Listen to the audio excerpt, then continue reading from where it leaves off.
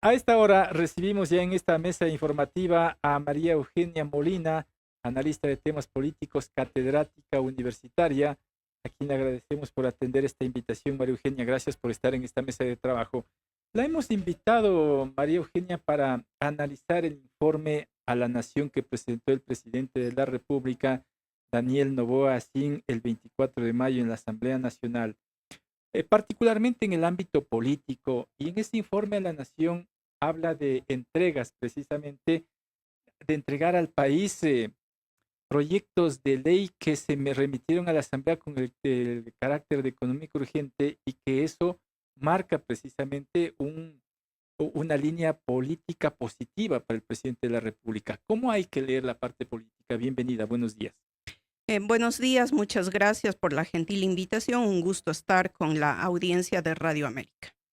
Eh, Políticamente, realmente yo analizo que hubo poca respuesta en el informe a la nación por parte del presidente de la República. Cuando se habla de política, no estamos hablando únicamente de elecciones, de ganar elecciones o de estar terciando en una lid electoral.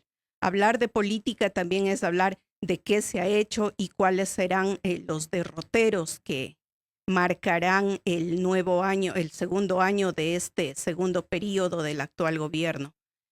Poco se habló acerca de, por ejemplo, articulación entre el sector gubernamental y otros sectores del Estado, que hubiese sido bueno hablar.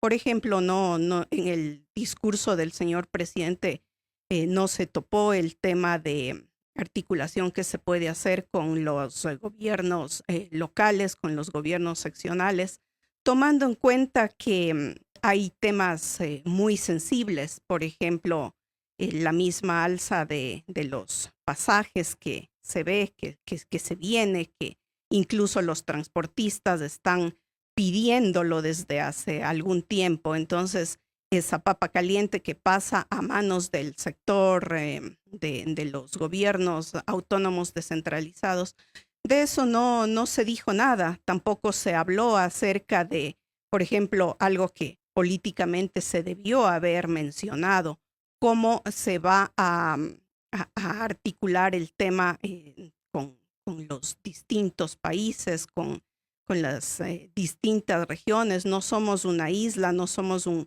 ente aislado. De hecho, nada se dijo acerca de todo el tema comercial con Colombia, que es un tema vital, fundamental.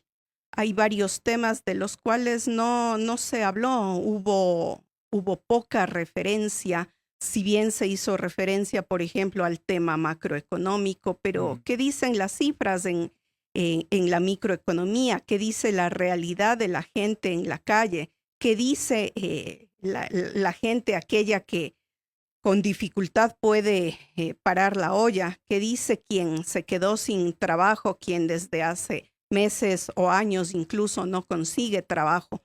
Poco se dice de eso. Se habló, es verdad, de el trabajo que se está haciendo en cuestión de seguridad, pero ¿qué se dijo alrededor de las más de 9,000 muertes violentas que se dieron en 2025, convirtiendo a ese año, al año pasado, en el año más violento en cuanto a este tipo de muertes en la historia del país? De eso también había que hablar. Yo creo que hubo muchos aspectos que debieron haber sido tratados por el señor presidente de la República. Sin embargo, el discurso fue corto, matizado con videos. Tal vez los videos hablaron mucho más que el señor presidente de la República, pero yo creo que sí quedó debiendo en varios aspectos. Ahora, María Eugenia, el punto pasa porque este gobierno habla de un país con muchos problemas profundos, y que de a poco se va saliendo, si se quiere, de esos problemas profundos, que requerirán más de 5, 10 y hasta más años por el tema de seguridad, por ejemplo. Pero ¿estamos en el andarivel correcto o no? Bueno, sí, tenemos problemas profundos, eso nadie lo niega. venimos con una crisis desde hace mucho tiempo atrás que con el tema de la pandemia por coronavirus se acentuó mucho más, pero eso era algo que lo conocían todos y cada uno de los candidatos a la presidencia de la República, en cuya lid el señor presidente de la República actual fue quien resultó ganador. Estamos hablando de que el señor presidente está terminando su primer año de su segundo mandato porque finalmente completó el periodo de Guillermo Lasso, y a estas alturas echar la responsabilidad a los anteriores gobiernos, pues creo que ya no es lo que corresponde. Y a una oposición política que permanentemente está en contra del gobierno, dicen, ¿no permite avanzar o sí? Usted mismo lo dijo al inicio de esta entrevista, ha mandado muchas reformas a la Asamblea, muchas leyes con el carácter económico urgente, y básicamente la gran mayoría, por no decir todas, han pasado. Entonces creo que el tema no va por ahí. Además, todo gobierno se entiende en todo lado del planeta, no solamente en el Ecuador ni en Latinoamérica, en todo lado siempre va a tener oposición. Es más, yo creo que cuando la oposición incluso trabaja de una manera racional, la oposición incluso es productiva, incluso la crítica es productiva cuando se la sabe llevar con altura de un lado y otro. Sin embargo, como digo, yo veo que en este discurso faltó profundidad, se trataron algunos temas, sí, pero, por ejemplo, cuando se trató el tema de la economía fue desde lo macro, no se trataron temas de corrupción que yo esperaba que se los trate, como el mismo tema Progen, que es una temática muy importante, muy fuerte y que debió ser tratada por el señor presidente de la República. Poco se dijo alrededor del tema de la crisis eléctrica. Entiendo que alrededor de 1 minuto trató el presidente ese tema, cuando es una situación que básicamente nosotros como ecuatorianos siempre estamos con el pendiente de aquello, qué es lo que sucede, porque si no llueve, es posible que ya no tengamos luz, pero si llueve, también porque el sedimento está muy alto, porque no se han hecho los trabajos a tiempo, y eso puede implicar que también eso nos dé una posibilidad, como pasó hace pocos días cuando Coca-Cola dejó de funcionar por el alto nivel de sedimento. Entonces, son temas que hay que tratar. Esa poca profundidad, María Eugenia, habla de que todavía no hay un trabajo responsable, si se quiere utilizar ese término. No sé si la palabra sea un trabajo responsable, pero sí el presidente, por supuesto, trató desde lo que ha hecho, ¿no? Desde dar mayor peso argumentativo a lo que ha hecho. Por ejemplo, en la situación de salud, habló acerca de las medicinas que traerá de la India, pero recordemos, estimado Jorge y amigas y amigos que nos honran con la sintonía en este momento, que hablar de salud, que hablar de un tema tan importante como es la salud pública no se queda únicamente en la compra de medicamentos. La salud va muchísimo más allá de eso. Estamos hablando de temas como, por ejemplo, la falta de insumos, la falta incluso de especialistas. La gente tiene que esperar 2, 3, 4 meses para lograr recién una cita, ni qué se diga para poder lograr, por ejemplo, la posibilidad de un espacio en un quirófano para operarse. Y más allá de eso, hospitales colapsados que no tienen las más mínimas condiciones en cuanto a recursos para poder atender. Muchas veces ni siquiera los médicos y el personal de salud cuenta con guantes, y todo se le solicita que lleve la familia del paciente. Entonces, la salud está en terapia intensiva. De eso me hubiese gustado que el presidente hable mucho más, que dé soluciones más concretas, que esta rendición de cuentas de este informe presidencial se centre detalladamente en qué se ha hecho y también qué es lo que se va a hacer, qué derrotero va a tener el gobierno para el próximo año. Eso no lo hubo. Y por esas omisiones se reflejan las encuestas una baja popularidad. ¿Cree usted eso?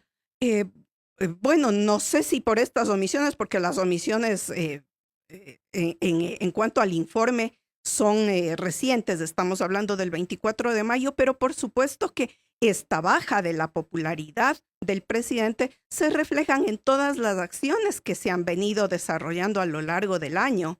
Recordemos... ¿Y no es un desgaste natural de los políticos o sí? O sea, por un lado es un desgaste natural, pero por otro lado también es la falta de respuesta que la gente está notando. Los presidentes de la República y las autoridades en general tienen un periodo, digamos, de tolerancia, pero si ya estamos hablando de que está terminando el primer año de su segundo periodo, ya no podemos hablar de un tema de un tiempo de tolerancia. Estamos hablando ya de que la gente necesita, espera y sigue esperando resultados. Resultados en salud, resultados en educación, resultados en trabajo, resultados en productividad, resultados en que haya una real y significativa muestra de baja de cifras de violencia. Acá se habla, por ejemplo, y se realizan estados de excepción, que ya no son la excepción, sino la regla.